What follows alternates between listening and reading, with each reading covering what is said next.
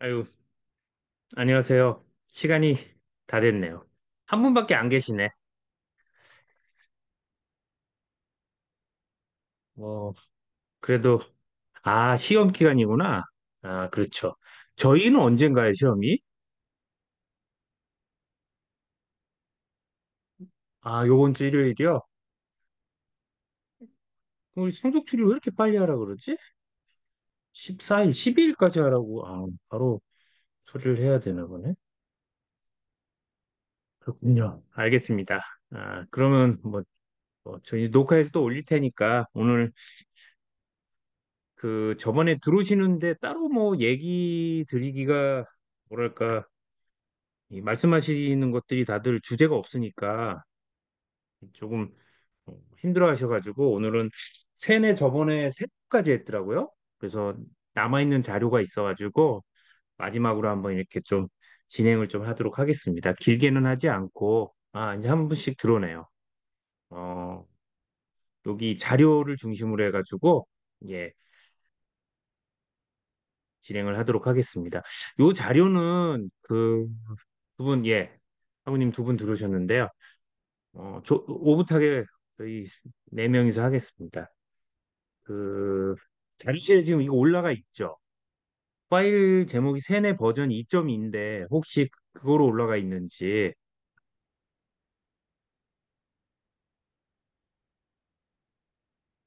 아니면 제가 여기 톡으로 우선 좀 보내드리는 거로 했습니다.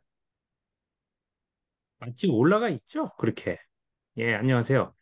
그 강의 자료가 지금 세네 이 PPT 자료가 있나요? 세네 영상은 있는데 예, 다들 들으시고 점 2가 있구나. 잠깐만요. 제가 자료를, 그러니까 이거는 아마 제가 다른 걸 올린 것 같은데 약간 옛날 버전을 올리도록 하겠습니다.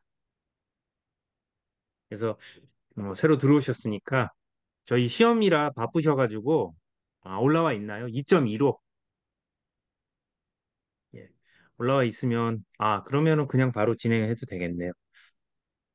자, 지난 시간에 이제 영상 올린 거 있으니까 따로 제가 얘기는 안 드리겠고 이 브레인와시라고 하는 거 그 기원에 대해서 한번 말씀드렸어요. 에드워드 헌터라는 사람이 어, 이 중국 이 레드가 빨갱이란 뜻이죠. 공산당 중국에서 어, 그 세뇌당한 요즘 인스타그램 짤로 좀 돌아다니는데 미군들이 북한에 대해서 어, 그 찬양하는 이런 군인들 얘기가 나오는데 그때 어떻게 이렇게 달라질 수 있는가에 대해서 이제 연구하면서 나온 게 여기 말하는 브레인워시예요. 요 용어를 이제 일본에서 아마 중국에서도 이걸 세뇌라고 할 거예요. 뇌를 씻다라는 개념으로. 그래서 연구가 되면서 이제 세뇌라는 용어가 알려지기 시작했는데 사람을 변화시키는 기술에 대해서는 뭐 예전부터 그 대표적인 인물은 이거 딴 얘기긴 하지만 여러분들 알고 계신 분 중에 가장 치료적으로도 활용이 되고 인간의 인지를 바꾸는 대표적인 인물이 누굽니까? 혹시 아실지 모르지만 플라톤 스승 소크라테스예요. 소크라테스가 사실 질문법이죠. 예. 이게 사실은 이제 세뇌라고 표현하기 좀 그렇지만 일종의 논쟁의 기술이죠. 그러면서 이제 이 논리 이걸 디베이팅이라 그러죠. 예. 논증을 주장해가지고 이렇게 어, 상대방을 이제 논리적으로 토론, 디베이팅 하면 토론이라고도 하는데 이게 대회가 있어요.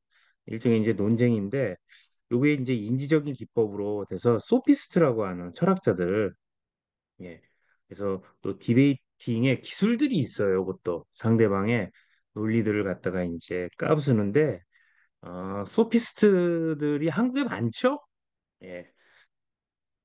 근데 이제 논리들이 허접해가지고 상대방을 설득을 못하니까 정치 얘기로 자꾸 가서 좀 그렇긴 한데 방송에서 보면 토론 프로그램이면 유시민 씨가 굉장히 토론을 잘하죠. 예. 거기에 이제 여러 기법들이 있어요. 공격당할 것들을 미리 얘기해서 일종의 논리적 면역을 만든다든가 상대방의 논리로 이제 그래서 플라톤이 사용했던 방법이 이제 질문법 같은 건데 어쨌든 브레인와시라는 개념, 세뇌라는 개념, 예. 지금 중간에 이제 들어오신 학우님들이 있어가지고 제가 강의 자료 요거 세뇌는 좀 빨리 끝내고 저희 뭐 이 마무리로 라이브 강의가 마지막이어가지고 시험 준비하셔야 되니까 좀 빨리 끝내겠습니다. 그래서 어, 주제가 있어야 그래도 오실 것 같아가지고 많이는 안 오셨지만 진행을 하고 있어요. 그래서 내가 세뇌당하는 걸 알면서도 사람이 당할 수 있고 모르고도 당할 수도 있고 이제 좀 나눴어요. 그럼 이제 세뇌에 잘 걸리는 사람들이 있어요. 보면 이게 귀가 얇다 이렇게 얘기되는데 어, 사실은 귀가 얇다라는 표현은 지능이 낮고 논리적 사고를 못하고 이런 사람들이 세뇌에 잘 걸릴 것 같고 예를 들면 이제 지식이 많고 머리가 영리하고 학력이 높고 어, 또 되게 현명한 사람들이 세뇌에 걸리지 않을 것처럼 알고 있지만 사실 그거랑은 상관없습니다. 오히려 사람이 논리적이고 이성적인 사람들이 사실 세뇌에 잘 빠져들어요. 그래서 그 JMS인가? 거기에도 보면 명문대학교 출신들이 많죠. 뒤에 이제 오음진리교도 나오는데 오음진리교를 믿고 있는 사람들 중에 이 고학력인 사람들, 일본의 도쿄대학교, 동경대 출신들이 많고 그랬어요. 교수도 많고. 그래서 그 산하 기관에서 일하는 사람들이 앵커도 있고 그러죠. 방송국에 들어가가지고 이제 활동하고 있고 아마 국회의원 중에도 있고 음, 그런 거로 치면 뭐 통일교 학우님 중에 뭐 통일교 믿는 분 계실지 모르겠지만 통일교도 제가 볼 땐 일종의 이제 세뇌 단계에 있는 거죠. 제가 생각하는 세뇌는 조금 광범위합니다. 그래서 일반적으로 얘기하는 것보다 범위가 저는 사는 것 자체를 세뇌로 생각해가지고 좀 극단적인데 뭐 고수순이 아니어도 사실은 저처럼 생각 안 해도 세뇌로 언급될 만한 좀 보면 굉장히 뭐 명문대 출신이 많거든요. 그래서 어, 또 지능이라든가 이런 거는 상관없어요. 그럼 어떤 사람들이 잘 거니냐면 어, 여기 보면 비판적 사고가 약하다 이렇게 되는데 이거는 자아 강도가 약한 사람이에요. 예. 그래서 보면 행, 행, 그 핵심은 자아 강도예요. 에고 스트렝스라고 보통 얘기하는 혹시 중간에 질문이 있으면 영어는 뭐 틀 수도 있으니까요. 그러니까 현실감을 적절하게 유지하고 있는 사람들이 이 세뇌에 잘 안 걸려요.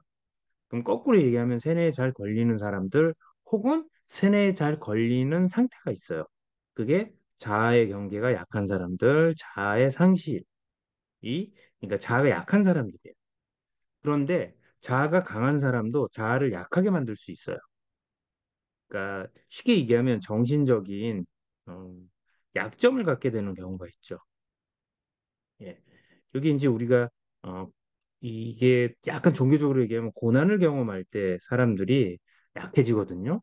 이게 이제 고난을 경험하게 되면 자아 강도가 약해지는 거기 때문에 약해지는 이 자체가 나쁘진 않아요. 그래서 사람이 겸손해지고 좀 더 뭐랄까 유연해지고 예, 자기 자존감을 그러니까 가짜 자존감이 깨져나가는 경험을 하게 되면서 겸손해지죠. 겸손함을 얻게 되면서 이 경험을 하고 나면 진짜 건강한 자아, 더 나아가선 내가 이 어떤 자아를 형성하는 것이 뭐랄까요? 경직되고 딱딱한 거가 아닌 유연한 상태로 이렇게 가는 상황이 되거든요.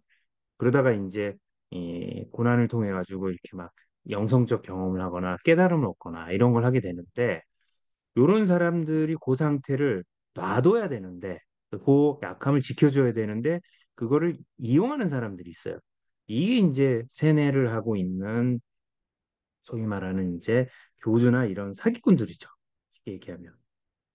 그래서 여기 보는 것처럼 자기 개발을 하거나 명상을 하거나 하게 되면 자아의 경계가 약간 느슨해지는 경험을 하게 됩니다. 근데 이게 약간 부정적 맥락에서 보면 이성적인 비판적 사고를 못하게 하는 거예요. 자아의 상실을 강요해. 예. 그러다 보니까 그 빈틈에 일종의 암시라든가 예, 어, 이용하는 이제 작업들이 들어갔죠. 그래서 이 건강한 자아라는 건 제가 여기다가 애착의 대상이 현실에 있는 사람 이렇게 얘기하는데 이게 이제 뭐 애착의 대상 이렇게 얘기하자면 이게 현실감이라는 게 있는 거예요. 현실감. 그래서 여기서 한 가지는 현실이 따로 실체가 있다 이렇게 생각하지 마시고 어, 과정이고 계속적으로 만들어지고 있다라고 보시면 돼요. 그리고 이거는 사실은 이 현실감 공유되는 영역들이 좀 많은 것들입니다. 근데 이것이 광범위하지 못한 형태로 될 때 사람이 이제 협소해지는 거죠. 시야가 사로잡히는. 그래서 저희 슬라이드 맨 처음에 보면 카드가 그런 것들이에요. 그래서 여기 보면 제가 자아유지의 셈 원칙 해가지고 정하는데 이게 이제 소위 우리가 아이덴티티라고 하는 걸 형성하는 아이덴티티 나라고 하는 거. 첫 번째는 내가 어렸을 때 어떻고 어제가 어떻고 오늘 아침이 어떻고 이게 기억의 연속성이. 예. 이거 이제 이거는 어, 이걸 갖다가 이 시간의 흐름에 따른 시간의 정체성 뭐 이렇게 얘기돼요. 그러니까 여러분이 여러분인 거를 확인하는 거는 과거에 내가 무슨 일을 하고 뭘 했는지를 알고 있는 기억으로 구성되어 있는 하나의 셀프가 있고 또 하나는 체감각의 동일성이라는 건 뭡니까? 현재 내가 지금 여러분이 제 강의를 듣고 있는데 아 내가 지금 강의를 듣고 있다라는 걸 알아야 돼요. 그래서 내가 몸이 경험하는 게 내 경험이라는 걸 우리가 인식해야 되거든요. 이게 있어요. 이게 이제 나를 구분하는 또 다른 중요한. 그래서 이건 너무 여러분한테 좀 이상하고 당연한 얘기처럼 들리지만 이게 사실은 굉장히 복잡한 과정들이에요. 사실 여기 이게 옛날에는 문학적인 설명으로 좀 했지만 지금은 뇌과학적으로 설명이 다 됩니다. 또 깊이 들어가면 사실 이 셀프라고 하는 건 존재하지 않거든요. 계속적으로 만들어내는 허상이고 구성인데 이 과정이 건강한 형태로 유지될 때 우리가 여기 건강한 자아라고 얘기하는 거예요. 근데 건강한 자든 건강하지 않는 자든 몽땅 다 본질적으로는 실체가 없는 거예요. 예.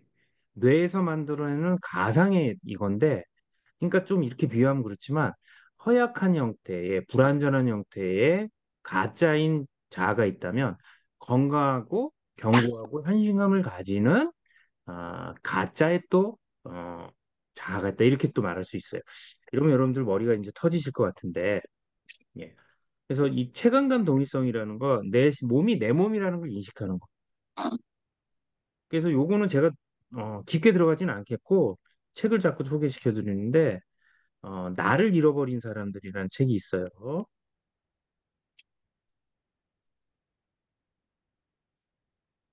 지금 잘 듣고 계시죠? 예.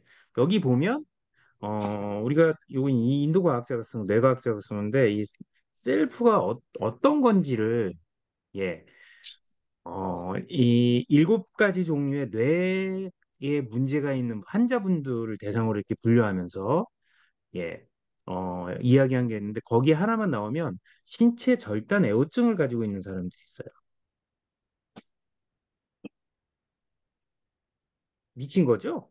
예전에 보면 이거 조현병이라고 불릴 만한 내용인데 신체 절단 애호증이 뭐냐면 여러분 중에도 있나요? 이건 굉장히 동명이라 내 왼팔이 내 왼팔 같지가 않은 거예요. 그래서 이 사람들 꿈은요 이걸 자르는 거야. 내 왼발이 오른쪽 다리가 내 다리가 아닌 거죠. 그러니까 이거 얼마나 그 불편하겠어요. 그러니까 여러분 몸이 있는데 여러분 손가락 하나가 내 게 아니야 느낌이. 그래서 불편해요. 그러니까 내가 이렇게 움직이고 조정하고 컨트롤하는 걸 다 하는데도 불구하고 2인증은 아니에요. 이상심리니까 2인증은 질문 잘하셨는데 가끔 엉뚱한 질문 하시는 경우가 있지만 다들 이건 저희 강국장군님을 예의 드는 건 아니고 이 질문 아주 좋습니다. 여기에 이제 2인증도 나와요. 2인증 비현실감 장애라고 이제 우리 되어 있죠. 예. 어, 2인증은 여기 말한 신체 절단 애호증의 약간 완화된 개념이에요. 이거 여기 너무 시간 많이 끌면 예. 어쨌든 시간을 정해놓고 하겠습니다. 나중에 그냥 따로 여기 관심 있는 분들은 제가 카톡 저희 있죠? 다 있을 테니까 세뇌만 따로 강의를 할 테니까 오늘은 그냥 되는 데까지 하고 예, 마무리하는 거로 좀 하겠습니다.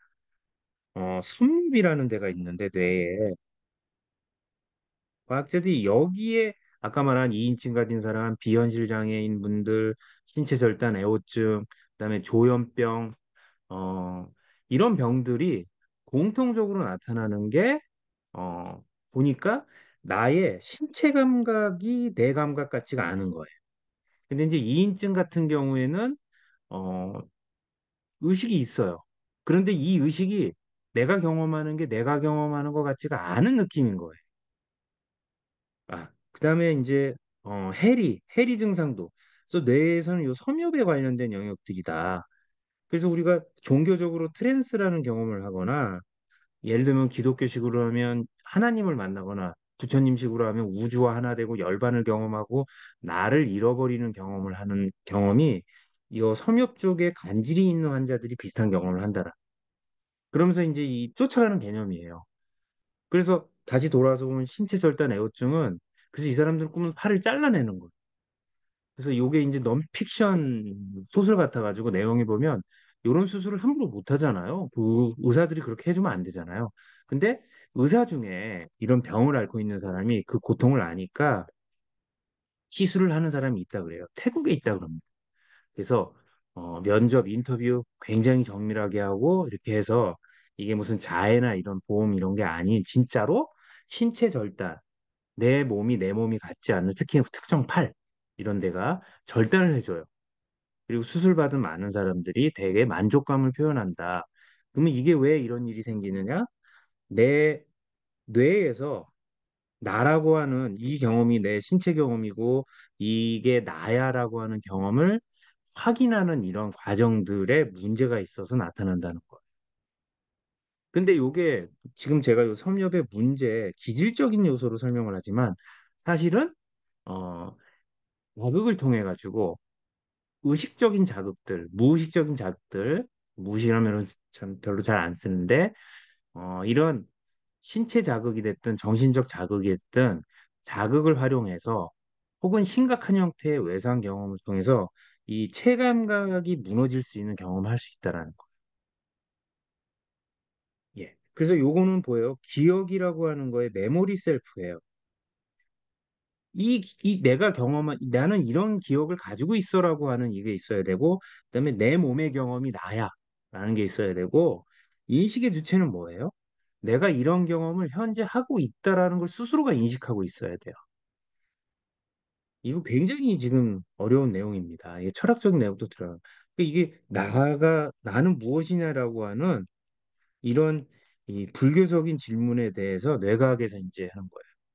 그래서 여러분이 너무나 당연하게 나를 여기고 있지만 사실 알고 보면 세뇌의 원리도 그렇고 정신장애도 그렇고 이게 굉장히 불완전하고 허약하다. 조현병 환자들은 자기 생각이 아닌 느낌이기 때문에 이걸 환청이란 개념으로 느낀다.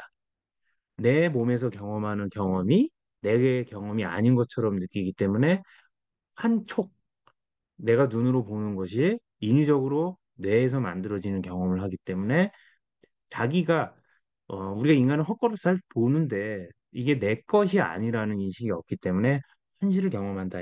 이런 개념들이 들어가요. 그래서 자아유직의 3원칙은 이렇게 되어 있는데 이게 절대 법칙처럼 되어 있는 게 아니라 굉장히 뇌과학적으로 느슨하게 되어 있고 이게 느슨해지는 상황들이 어떤 상황이냐면 자아가 셀프를 유지하려고 굉장히 프로세스를 하고 있는데 이 프로세스를 깰 정도로 강력한 트라우마나 경험들, 반복적인 자극을 통해서 이게 해체될 수 있다. 이렇게 해체시켜 놓고 자아를 재구성하는 형태로 해서 이용하고 착취하는 형태가 세뇌다. 이렇게 얘기할 수 있어요. 정리를 하면. 자, 그럼 어느 수준까지 이제 우리가 세뇌가 들어가냐라고 했을 때 신체를 세뇌시키는 거는 요거는 실종의 이제 일종의 바이오 피드백 같은 거예요. 의식의 변형을 통해 가지고 이것들의 신체 감각의 변형도 야기할 수 있어요. 그 대표적인 게 이제 최면이죠. 예. 깊은 최면 상태에 들어가면 어떻습니까? 몸의 통증도 제거할 수 있는 수준까지 가요. 그래서 최면을 깊이 잘하는 사람들은 우리가 마취를 해서 사람들이 잘 죽잖아요. 마취가 상당히 위험한 부분들이 있거든요. 그래서 수술을 할 때 마취를 소량으로 쓰고 안 쓰긴 어려우니까 물론 안 쓰는 사람도 있어요. 깊은 최면 상태를 유도해가지고 외과 의사나 피부과 의사들 중에는 치과 의사들이 많이 배워요. 사실은 최면이 의사들한테 많이 알려진 것 중에 하나가 치과 의사들부터 하거든요. 예. 근데 의사들은 치과 의사를 의사라고 안 하죠. 그래서 덴티스트라는 표현을 쓰는데 뭐 지금 의사니까 어, 이 피부를 이식하는데 최면 상태에서 해서 마취를 안 하고 하기도 합니다. 그러면 굉장히 회복이 빠르죠. 예. 그러니까 이게 얼마나 깊이 있게 되는지가 이제 나와요. 깊이고 그 다음에는 정신적 가치관까지도 세뇌시킬 수 있어요. 그래서 우리가 이게 정신하면 이게 이제 가치관 이렇게 좀 볼 수 있어요. 가치관이나 사고방식. 근데 요거를 추상적인 사고까지 접근해가지고 철학으로 해가지고 인생관 자체를 변형시킬 수 있어요. 그래서 사실은 이 철학이라고 하는 거, 혹은 우리가 많이 알려지고 있는 물리적인 어떤 사실들, 혹은 물리적 사실에 대해서는 우리가 이건 사실은 설명을 할 수 있지 이해는 하긴 어렵습니다. 여러분이 4차원 이상은 우리가 진짜 경험 못 하거든요. 근데 물리학에서는 이걸 우주가 11차원으로 돼 있다 그래요. 그 공간이 공간하게 포개져 있다 그래요. 이런 말이 감각으로 알 수가 없어요. 그럼 이런 표현은 뭐예요? 추상적이고 철학적인 일종의 완전 추상적인 수학적 설명을 언어적으로 우리 감각에 맞춰서 모델 혹은 모형을 만들어서 대충 감각적으로 알 수 있도록 순화시킨 설명이지 사실 정확하게 맞지 않아요. 그래서 이거는 사실은 우리가 이해하기는 어려워요. 수학적으로는 설명을 할 수 있는 이해라는 건 의미가 들어가야 되는데 의미는 모릅니다. 사실은. 그래서 양자역학은 양자역학을 이해할 수 없다라고 그 유명한 양자역학 중에 한 철학자가 아닌 양자역학가 있죠? 누구더라? 있는데 어쨌든 예. 그래서 깊이 들어가면 이런 철학적 수준까지도 세뇌시킬 수 있는 수준으로 들어갈 수 있다라는 거예요. 예. 이 값이 이렇게 튕겨서 나갑니다. 자, 그럼 방법이 뭐냐? 그럼 여러분이 누굴 세뇌시킨다 이건 아니지만 목표는 변성의식이에요. 변성의식이라는 건 성질이 변한 의식 상태입니다. 그래서 이렇게 방법이 여러 개예요. 자, 환각제, 이 마약류들이에요, 여러분. 마약류는 진정제가 있고 자극제가 있고 환각제가 있어요. 환각제는 메타암페타민 이렇게 해서 정신과에서 사용하는 약들이 이게 아이러니하죠. 환각을 경험하는 환자들한테 적용시키면 환각을 없애는데 정상 사람들을 사용하게 되면 환각 경험을 함께 됩니다. 약물 자극을 통해 가지고. 예. 그래서 마약류들을 이용하기도 해요. 이 대표적인 환각제를 이용해 가지고 변성 의식을 익히는 게 중남미 저쪽에 멕시코나 페루 이런 데서 샤먼들이 환각 경험할 때 이거 쓰거든요. 예. 그래서 미국에서 나온 약 중에 실로시빈이라는 이게 지금 마약인데 독버섯에서 이제 축출합니다. 독버섯에서 추출한 이 약물을 지금은 이제 정신과 약으로 쓰는 수준까지 이제 가 있어요. 그러니까 이제 뭐 한계에 온 거죠. 어떻게 보면. 예. 그러니까 이런 의식 경험을 하게 되면 변성의식 상태에 들어가기 때문에 새로운 경험을 하니까 가치관이 바뀌는 상태까지 들어가요. 그다음에 또 하나는 언어를 사용해 가지고 정보와 추상 사고를 에, 체면 형태로 주는 거예요. 그래서 이거는 새로운 정보가 들어가는데 이 정보가 기존의 가치관을 해치지 않은 형태로 들어가요. 예. 예, 뭐 나갔을 때 그냥 나가셔도 됩니다. 얘기 안 하셔도 돼요. 예. 요거 영상은 촬영해서 올리니까 걱정 마시고.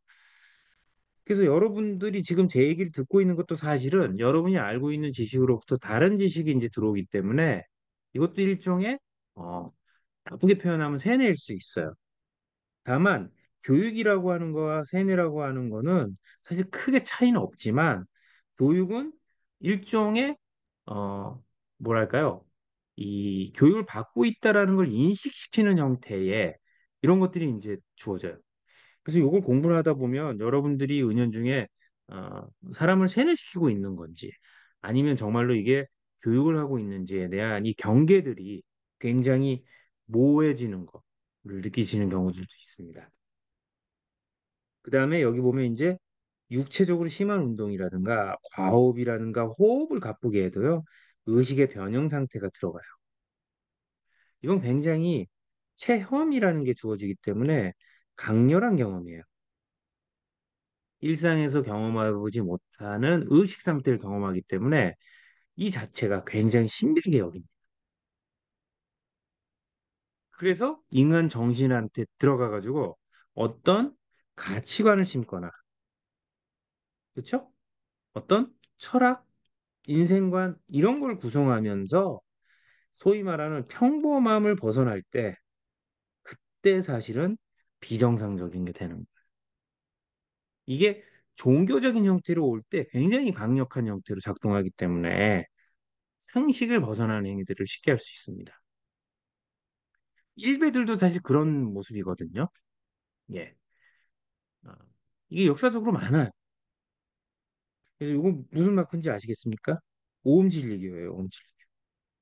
이게 시라사와라고 하는 사람이죠. 여기 이와 비슷한 게 JMS, 정명석이죠, 정명석. 실제 보면 어때요? 정신 차리고 보면 별 이상한 게 생겼죠? 그런데 세뇌를 당하면 굉장히 위대한 인물처럼 이제 보이게 된다라. 이게 뭐예요? 아까 말씀드린 이 단계들. 이거 여기 시라사와라는 오음진리교에서는 이걸 다 씁니다. 다 들어가요. 대부분의 사이비 종교는 이런 것들을 다 활용합니다. 그래서 어느 중수까지 바디, 정신, 추상사고, 철학까지 이렇게 가요. 그래서 인간 정신이 구멍이 뻥뻥 뚫려 있다 그랬죠? 예. 이걸 우리가 제가 뭐라 그랬습니까? 다크니스 혹은 다크 바운더리라 그랬어요. 두 번 쓰는 건 좀 그러네. 이게 뭡니까? 우리 정신에는 어두운 영역이 있다. 그냥 무의식 이런 개념이 아니라 이성적이고 비논리적인, 그러니까 비성적이고 논리적인 사고의 이면으로 들어가는 그러한 뒷문이 존재한다는. 이단 입장에서 보면 사실은 뭐가 정교냐 이렇게 얘기를 하죠. 이거 자체가 이제 세뇌죠. 그래서 이단은 기본적으로 이단 종교는 세뇌가 되어 있어요. 알고도 당하고 있고 모르고도 당하게 있고 이제 이런 거예요. 알고 내가 이거 이단이고 그런데 어떻게 하다 보니까 하고 있다라는 게 사실은 건강한 거죠. 이단이 아니라고 우길 때. 예. 그래서 오히려 세뇌를 하는 이 사이비 종교 교주는 자기가 이단인 거 알아요. 오히려 이제 주변 사람들이 아니라고 믿으니까 더 그렇게 됐죠. 예. 그럼 이단의 정의가 뭐냐? 자, 이런 복잡한 주제까지 가게 됩니다. 그래서 이거는 뭐 제 그거지만 저는 그러니까 이제 제가 배운 최면, 그러니까 최면을 건다 이렇게 하는데 이게 힌두교식으로 표현하면 이건 너무 조금 나가서 좀 듣고 할 수 있지만 인생 전체가 마야라 그러죠, 마야. 마야가 뭡니까? 환각이는 환각. 인생이 최면이라는 인생이. 예. 근데 여기엔 좋은 체면이 있고 나쁜 체면이 있다라는. 그래서 제가 이단이라고 하는 거가 체면이어가지고 틀리다 맞다를 얘기하는 게 아니에요. 이 여러분이 오해하시지 말 거는 제가 깨어 있기 때문에 최면에 걸린 사람을 이단이라고 얘기하는 게 아니라 저도 최면 상태에 있다는 거예요. 여러분도 최면 상태에 있어요. 사이비 종교단체도 최면 상태에 있는 거예요. 아, 근데 그 색깔과 형태가 다르다는 겁니다. 어떻게 이 이름이 제 로직이 좀 이해가 되십니까? 들어갔지? 제 음성은 강제로. 근데 문제가 뭐냐면 이단의 문제가 뭐예요? 그렇게 보면 비정상적인 것들을 마치 정상인 것처럼, 비진리인 거를 진리인 것처럼, 그것도 좋아요. 그렇다고 하면 그런가 보다 하는데 이걸 통해서 어때요? 타인들을 속이죠. 예. 그래서 우리가 경제에서 자본이 어떻게 돌아가는지 보면 어떻게 세상이 돌아가는지를 아는 것처럼, 저는 이단이 뭐냐고 했을 때 돈을 어떻게 가져가고 교단이 어떻게 돌아가는지 보면 된다라는 거예요. 아주 심플합니다. 결국은 이 인생 전체가 사실은 이 삶이 이 불교식으로 얘기하면 사바 세계잖아요. 사바. 예. 양육강식의 구조예요. 어쩔 수 없이. 그러면 우리가 사실 알고 보면 이 지구에서의 모든 에너지는 태양에서 오잖아요. 그래서 이게 일종의 삶의 구조가 먹이 사슬로 이렇게 되어 있어요. 예. 먹이 사슬로 되어 있는데 우린 누군가에게 누군가를 뺏고 착취하도록 되어 있다고 보거든요. 그런 면에서 삶의 구조는 사실 이렇게 지옥에 가깝죠. 딴 게 지옥이 아니라 이게 삶의 구조가 생명의 구조가 그래요. 조금 프락스의 그 유전학자가 쓴 악마란 무엇인가 뭐 이런 책에 보면 이게 좀 생물학적으로 나오는데, 근데 이제 이렇게 진화를 했는데 이게 사회라고 하는 곳은 그렇다고 해가지고 이런 짐승 방식으로 돌아가서는 안 된다라는 거죠. 예. 짐승 방식으로 돌아가서는 안 되는데 어, 사이비 종교단체를 보면 아시겠지만 다단계도 똑같아요. 소위 말하는 가치신념이라든가 이런 여기 앞에 나오는 철학적인 맥락을 가지고 철학적인 맥락을 가지고 경제적인 착취를 하는 거예요. 근데 착취를 당하는 사람들이 착취 당하는 것도 모르죠. 예. 이것도 얘기하면 또 한없이 또 가는 거라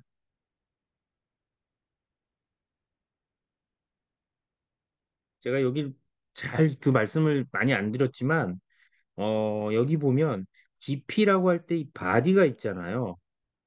이건 이제 제가 이 행동주의 이론으로 한번 우리가 이 전쟁을 경험한 사람들이 그 상황에서 받아들인 가치관을 얼마나 변화시키기가 어려운지에 대해서 요번 강의 말고 나중에 한번 말씀드리겠습니다. 예. 음, 저희 부모님 예를 들어서 한번. 근데 어쨌든 컬트라고 하는 게 사이비 종교입니다. 컬트 사이비 종교 지도자들은 긍정적인 트랜스에 집어넣어서 몰입하게 한다라. 그래서 이 사이비 종교 단체들이 이- 여러분이 만약에 가서 뭐 통일교가 됐든 어떤 종교단체, 사이비 종교단체 가면 사람을 죽이세요, 도둑질하세요 이런 식으로 하지 않아요. 굉장히 긍정적인 내용들을 다뤄요. 그리고 그 긍정적인 내용들이 굉장히 허용적인 느낌을 주고 따뜻합니다.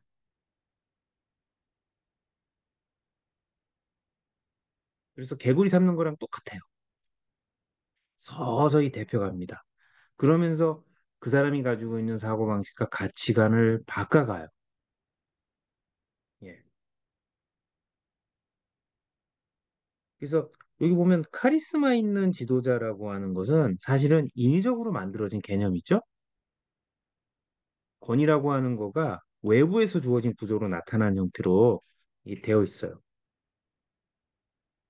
자, 그래서 이건 예예요. 여기 나와 있는 거는 오음진리교에서 주로 사용했던, 제가 지금 설명드리는 거는 세뇌 법칙이라는 책에 한국에는 이분 책이 굉장히 좋은 책이 있어요. 뇌과학자인데 일본에 어, 뇌과학자가 불안을 치료하는 법인가? 이런 책이 있는데 그 차후에 한번 올리겠습니다. 이분이 예전에 쓴 책이에요. 절판이 된 책인데 여기에 일본이 세뇌에 관련된 사이비 종교 단체가 엄청 많거든요. 한국도 엄청 많습니다. 한국도 이게 쭉 올라가면 최태민 씨도 나오죠. 박정희 대통령 세뇌했던. 그래서 지금 박근혜 대통령 완전히 지금 맛이 가 있잖아요. 예. 거기에 신봉하는 이제 교단들 비슷하게 그때 우리 한국은 아주 복잡해요. 어쨌든 여러분 이거 설명드리면 거기에 식민지가 있어가지고 그 아주 복잡한 구조가 있어요.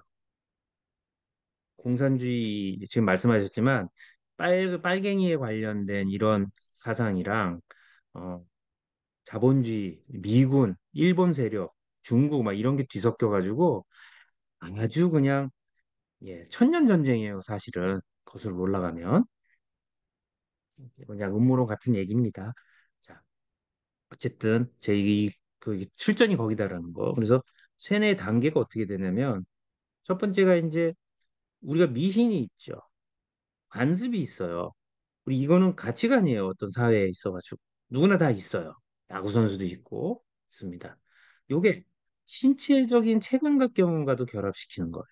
근데 이 전 단계에 한 가지 전제가 여기에 예, 이념 세뇌가 장난이 아니죠.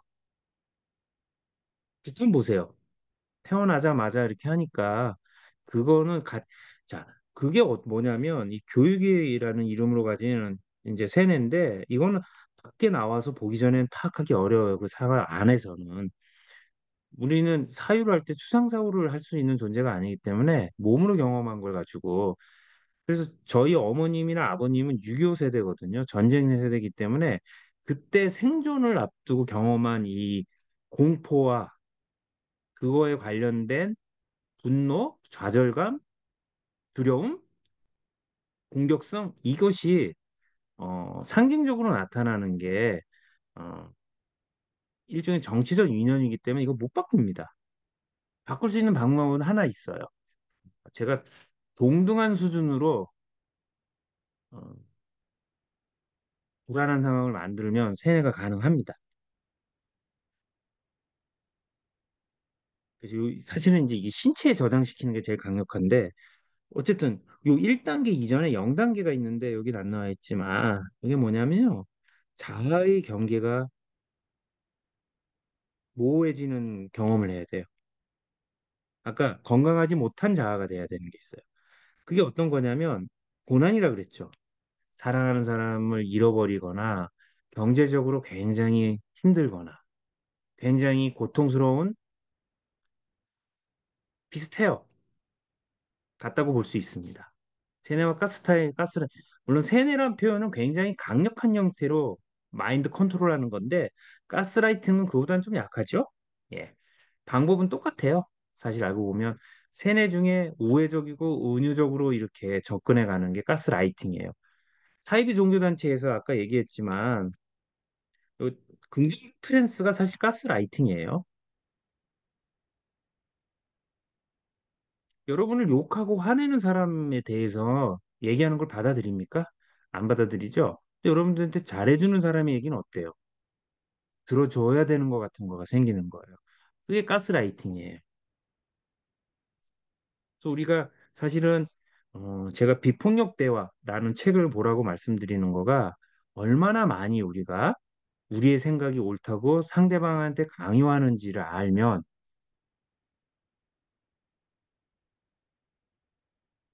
가스라이팅이란 표현이 가스라이팅이 어디서 왔는지는 혹시 아세요?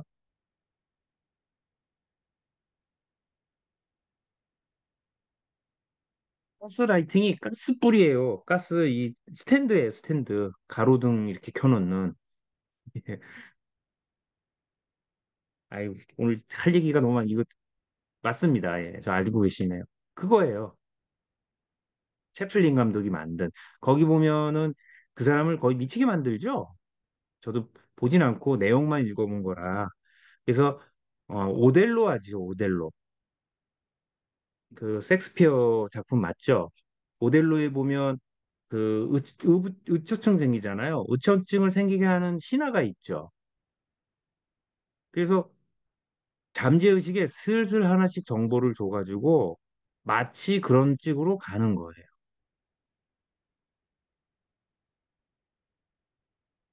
말만 바꿔가지고 그럴듯하게. 거기에 속는 사람들이 있죠. 그걸 잘 이용하는 게 정치인들이죠. 핵무기를 가진 것 같은 느낌. 제가 볼 땐 쓰레기들입니다. 말장난하는 건데 그거에 속는 사람들이 있습니다. 어떤 사람들이 자아 경계가 모호하고 약한 사람, 불확실함을 견디기 힘든 사람. 이게 있어요. 근데 이 사람들은 누구라도 기대고 싶은 거예요. 이런 사람들에게 미신들이 있어야 되는 거죠. 미신, 관습 등의 가치관. 거기에 신체 체감각 경험을 결합시켜요. 그러면 검은 옷은 지옥이고 검은 옷을 보고 지옥이라는 용어가 들어가면 오싹함을 끼죠.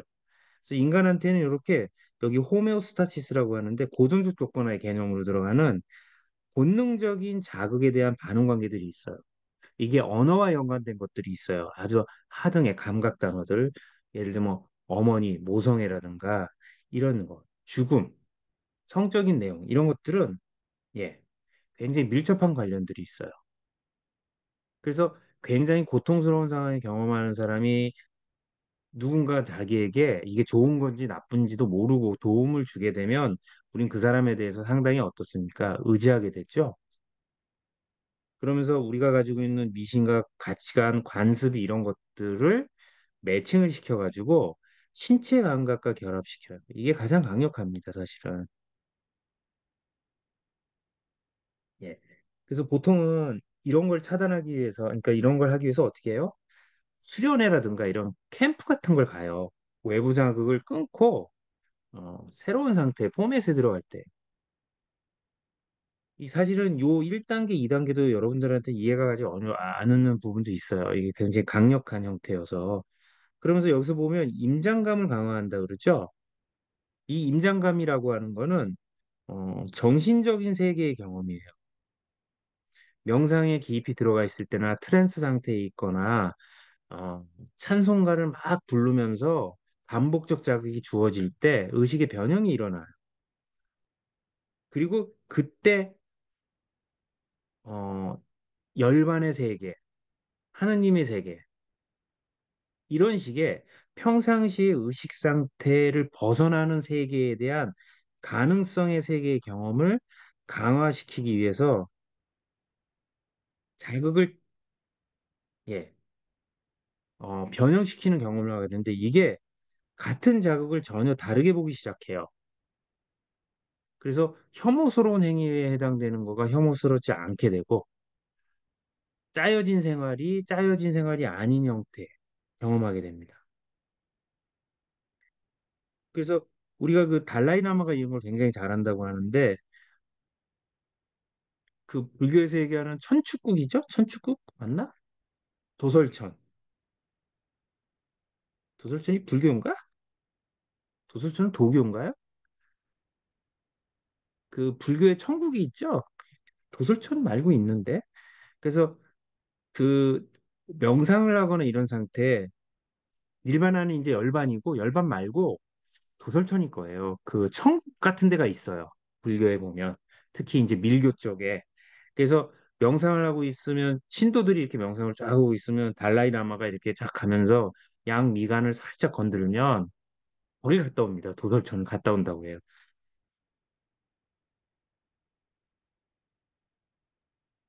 도설천은 아마 도교고 닐바나는 열반이고 니르바나라고 하는 건 그거는 어떤 깨달음의 상태죠.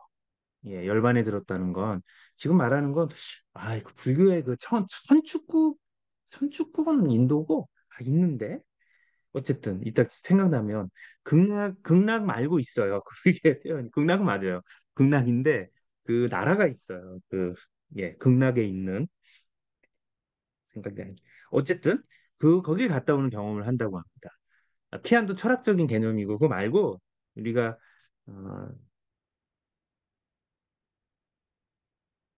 나중에 한번 말씀드리고 어쨌든 어, 그래서 이 임장감이라고 하는 건요, 가상현실을 얘기해요. 여기서 말하는 임장감은. 뭐 선분 정도도 되고, 솔직히 맞는 것 같은데? 예. 어쨌든, 예. 그래서 이런 형태의 경험을 하면서 일상의 경험이 변형이 일어나는, 이걸 임장감이라고 합니다. 임장감.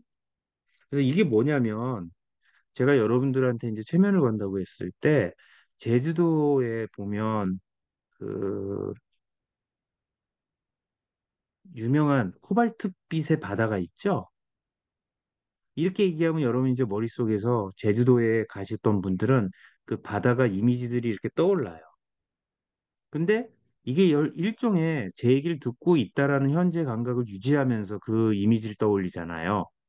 근데 깊은 체면에 들어가면 현재 여기 저 얘기를 듣고 있는 게 아니라 정말 거기 가 있는 느낌을 가져요. 마치 시뮬레이션인 가상현실 안에 들어가는 것처럼. 지금 뭐 애플에서 이 메타버스 이렇게 얘기했는데 그런 경험이에요. 가상현실의 경험인데 이 임장감은 실제 거기에 임하고 있는 진짜 거기에 가 있는 것 같은 느낌이에요. 그래서 요 1단계 작업을 통해 가지고 극락에 대한 경험이 됐든 종교적으로 희망하는 어떤 상태가 됐든 열반의 경험이 됐든 하나님을 만나는 지복의 경험이 됐든 마치 정말 가 있는 그런 경험을 하게 돼요. 그럼 어떻습니까? 현실의 삶은 정말 얄팍하고 가벼운 삶인 것처럼 느껴져요. 이 의식 변형의 경험을 하게 되면. 그러면 현실이 현실이 아니고 진짜 좋은 경험을 한 현실이 나한테 진짜 다른 세계가 존재하게 되는 거죠. 이 얼마나 기쁩니까? 현실에서 고통스럽고 외롭고 뭐 이런 경험들을 하던데 인정받지 못하고 이런데 전혀 그런 것들로부터 벗어나서 정말 하나님의 나라, 뭐 부처님의 나라 그런 곳으로 가는 것 같은 갔다 오는 경험을 하게 되는 거죠. 그리고 나면 이 상태가 유지되기가 어렵거든요. 그때 앵커를 배설한다고 하는데 시간이 지나도 지속적으로 이러한 현실감을 벗어나 있는 경험을 유지하도록 만들어요. 이걸 앵커라고 해요. 앵커가 다시예요. 걸어두는 거예요. 자, 최면에서는 후최면 암시고 최면 봉인이 있어요. 우리 올드보이에 보면 끝에 기억을 못하고 최면 상태를 계속 유지하도록 만드는 게 있어요. 그 다음에 그런 상태에 들어오도록 하는 트리거들이 있어요. 이건 여러분들이 옛날 기억 중에 좋았던 기억이 있다 그러면 그거 딱 떠올리면 그때 그 경험과 관련된 음식이라든가 옷이라든가 사진이라든가 장면이라든가 뭐 아이콘이라 그러나요? 이 물건들 이런 것들을 딱 보게 되면 그 상태에 평상시 그러니까 변형 상태에 있다가 그쵸? 이게 현재 상태로 와요. 가끔씩. 혹은 현재 상태에 있다가 변형 상태를 가는데 변형 상태에 있을 때 이 변형 상태와 연관돼서 조건화시킬 수 있는 형태의 여러 가지의 방법들이 있어요. 사진이 있을 수도 있고 증표 같은 거가 있을 수도 있고 열쇠가 있을 수도 있고요. 옷도 돼요. 근데 보통은 뭘 많이 하냐면 만트라 같은 걸 많이 써요. 주문 같은 걸 훈련시키는 거예요.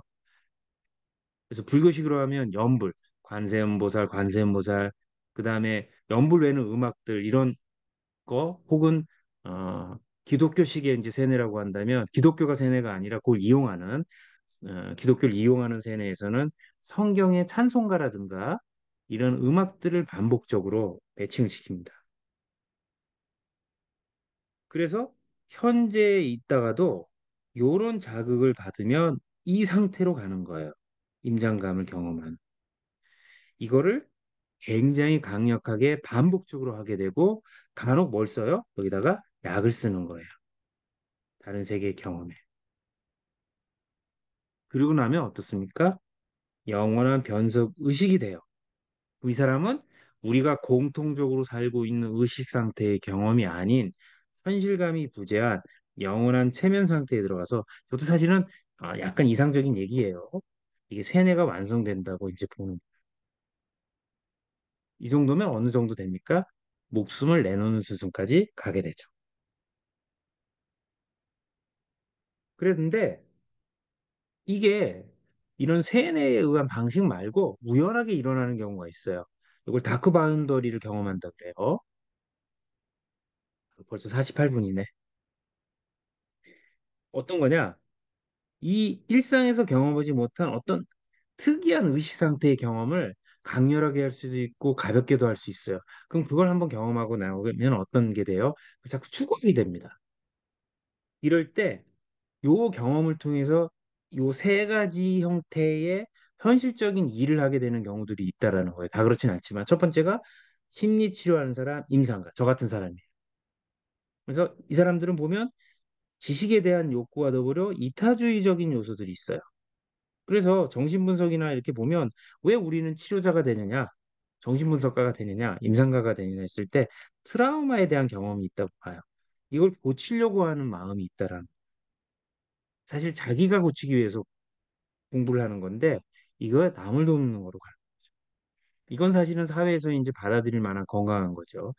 그렇다고 해서 모든 임상가나 이 심리 치료사가 그렇다는 건 아닙니다. 그다음엔 컬트 교주가 있어요. 이제 사이비 종교 단체에 이게 돼요. 그래서 요런 요 모를까요? 이 영성적인 경험, 이 현실을 경험하는 경험을 했고 나서 영성을 추구해요. 영성을. 그래서 컬트 교주 중에는 굉장히 진지한 사람들이 있어요. 나쁘지 않게 하는. 근데 영성에 대한 추구인 거죠. 그 세계를 가는 요게 사이비로 빠지게 되는 거예요. 어떻게 됩니까? 그래서 쉽게 얘기하면 목사님들 중에 영빨이 엄청 좋아요. 근데 예수님처럼 가난하고 힘든 사람이 아니라 그 능력을 어느 순간에 뭐가 껴요? 에고가 껴들어가지고 저 모여라 돈 내라 집 짓자 점점 커지는 거죠 교회가. 그래서 원래 영성의 추구로부터 벗어나죠. 이런 걸 이제 이슬람에서는 화르라 그래요. 화르. 영성이 깊어지면 능력이 생기는데 이 능력을 돈 버는 데 쓰는 사람을 이게 화르라. 아마 이 말 맞을 겁니다. 이런 사람들이 이제 이단이 되는 거예요.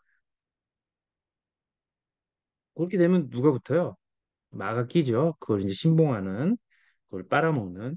그래서 그 정명석이죠. JMS는 바보고 얘를 계속 껍데기로 내놓고 뒤에서 뜯어먹은 사람들이 있다는 얘기가 있죠. 얘네들이 진짜다. 얘네들이 진짜 시스템이다.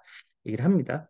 그 다음에 이제 이런 경험을 하고 나서 인간의 정신세계 안에 다른 게 있어라고 하면서 나는 이거를 개발할 거야 하는 게 이제 자기 개발이라든가 다단계 가면서 비즈니스 개념으로 가요.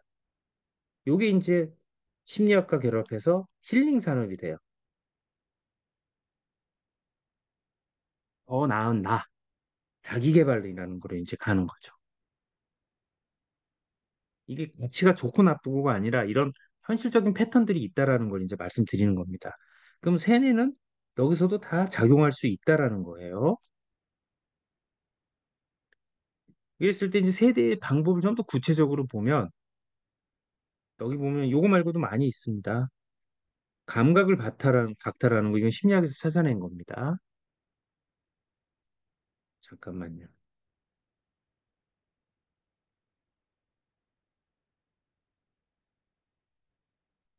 오늘 다 못할 것 같은데 오늘은 예 여기까지 하겠습니다. 여기까지 요거까지만 여러분들 예, 저희가 이상심리 과목이죠. 이게 제 서비스 강의여가지고 이거 너무 목맬 수 없고 나머지 내용은 저희 단톡 있죠?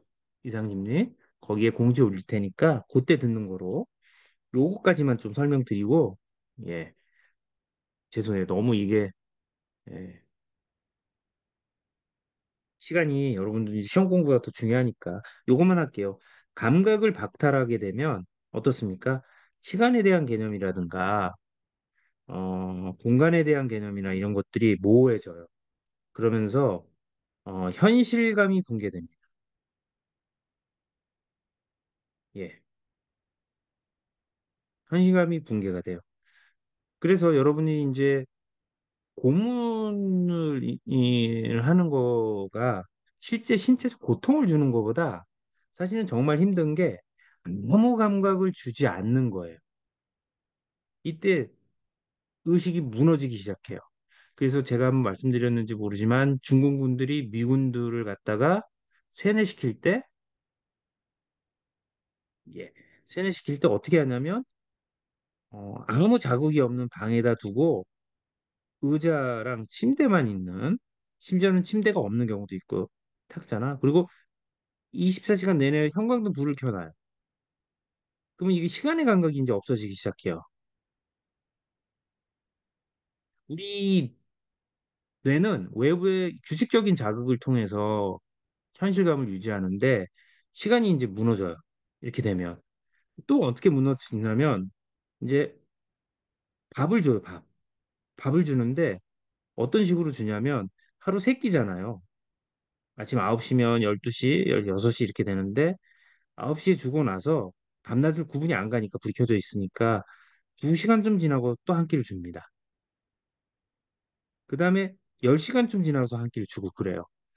그러면 우리가 식사를 제때로 하던 게 어떻게 돼요? 시간이 랜덤적으로 주어지니까 도대체 며칠이 가고 몇 시간이 가는지 몰라요. 그래서 이게 도끼이죠, 이런 게.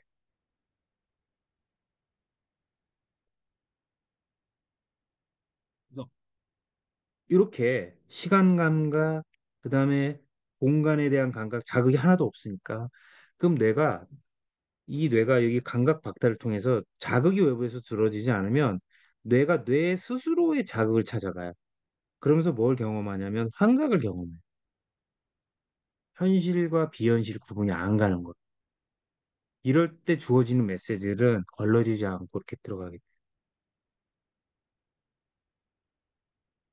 그래서 이 감각에 대한 박탈 실험은 심리학에서 찾았는데 보통은 처음에 어떻게 했냐면 눈을 가리고 손을 이렇게 장갑을 끼고 이렇게 해서 하면 일주일 정도 되면 깜깜한 방에서 밥만 주고 이거 못 견딘다 그러죠. 피험자들이. 근데 가장 강력한 건 물통에다가 사람의 체온되는 36도 정도 되는 물을 안에다 집어넣는 거. 그래서 눈 가리고 팬티 차림으로 살짝 끼워 넣습니다. 숨은 쉬어야죠. 마스크로. 그리고 나서 밥 먹을 때만 살짝 꺼내서 음식 먹게 하고 다시 넣는 거. 이거를 12시간을 넘기는 사람이 없다 그래요. 못 견딘다는 거. 외부의 감각이 들어오지 않을 때. 이것도 하나의 방법이에요. 그래서 이게 뭘 왜 하기냐면 우리의 비판 의식, 의식의 방어를 뚫고 내면에 도달하기 위한 거예요. 이거를 마인드 해킹이라고 그래요. 정신을 갖다가 해킹한다라는 거. 요거를 사이콜로지적으로 얘기하면 최면에서는 다크 아트 또는 다크니스 피가 없네 사이콜로지 이렇게 됩니다. 오늘은 여기까지 하겠습니다. 이거 세뇌 관련된 거는 더 하는 게 보다 오늘 여기까지 하고 혹시 오늘 마지막인데 라이브 강의니까 이상심리 관련해서 혹시 나머지 시간 뭐라고 주시네요. 질문 혹시 있으세요? 이상심리 관련해서 예, 자료는 올려져 있을 테니까 영상은 제가 다 올릴 테니까 여러분들한테 조금 어려운 내용이기도 하고 기존의 어떤 사고방식에서 좀 틀린 게 있어서 부담스러울 수도 있을 것 같은데 혹시 뭐 강의 내용 관련해 가지고 요거는 제가 따로 세뇌는 어쨌든 꼭저 강의 다 끝날 테니까 질문 있으시면은 네. 제가 요 하는 강의 목표는 여러분이 세뇌 당하지 말라 이런 게 아니라 적어도 우리가 어떤 세뇌 상태에 있는지는 아는 게 예, 그래도 알고 속으면 짜증나잖아요. 청소년기 때 좀 해봤습니다. 유체 이탈을. 예. 그것도 이제 그 제가 말씀드린 그 책 나를 잃어버린 사람들에 보면 유체 이탈이 어떤 경험인지 잘 나와 있어요. 그것도 신체의 감각, 그 뇌에 실험을 통해서 그러니까 이렇게 해요. 이 고글을 만들어 가지고 자기 뒤통수를 눈으로 볼 수 있게 해줘요. 한 2미터 앞에. 그거를 자주 하게 되면 자기 현재 신체 감각이 사라져 버려요. 그래서 과학자들이 우리가 경험하고 있는 이 현실은 사실은 가상현실이구나. 예. 그러면 혹시 뭐 이상심에 관련된 질문이 있다 그러면 어, 게시판에 예, 이렇게 올려주시면 제가 답변 드리고 예, 나머지 부분은 제가 다음에 따로 특강 좀 드리도록 하겠습니다. 예, 나를 알고 싶은 분들, 나를 잃어버린 사람들을 보시면 일단락 좀 되실 수도 있습니다. 좀 고생 많으셨고 예, 나머지 강의는 좀 시간 넉넉하게 아이고 지금 끝났는데 김우순 아구님, 요 영상 올릴 테니까 그거 보시고 시험 다 끝나고 이탈 방법도 있습니다. 시험 다 끝나고 채점 성적 처리하고 여러분들 채점 성적에 대한 불만들 다 처리하고 나서 카톡으로 제가 공지 한번 올릴 테니까 그때는 좀 넉넉하게 시간 잡아서 우리 나머지 세네 다 하고 요 주제 가지고 예, 어, 이야기 좀 해보도록 하겠습니다. 오늘 고생 많으셨고요. 예. 카톡이 제가 초청해 드릴게요. 다들 수고 많으셨고 다음 강의 때, 다음 특강 때 뵙도록 하겠습니다. 제가 공지 드릴게요. 10초 후에 종료하겠습니다. 이제 나가셔도 됩니다. 교수님 감사합니다. 예, 다들 좋은 밤 되세요.